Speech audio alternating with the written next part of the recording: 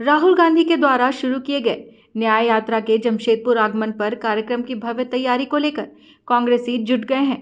इसे लेकर युद्ध स्तर पर तैयारी की जा रही है ताकि कार्यक्रम ऐतिहासिक हो।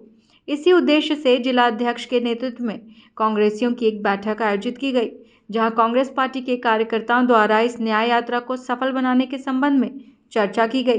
साथ ही कार्यकर्ताओं को कई दिशा निर्देश भी दिए गए। समझ सकते हैं कि वो फौजी पूरे देश के सामने खड़ा होकर के कहता है कि भारत माता पर संकट आया था तो हमने अपना जान लगा करके भारत माता के सम्मान की रक्षा की, लेकिन मुझे अफसोस है कि पूरा देश मिलकर के मेरी पत्नी का सम्मान नहीं बचा पाया।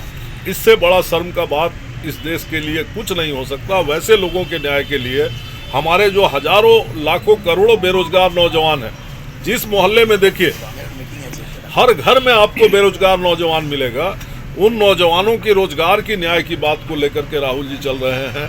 हमारे यहाँ तक कि हमारे वे फौजी, जिन फौजियों को इस देश में आज ये बना दिया गया कि वे भी एक ठेका मजदूर हो गए हैं, उन फौजियों को भी न्याय दिलाने की बात है।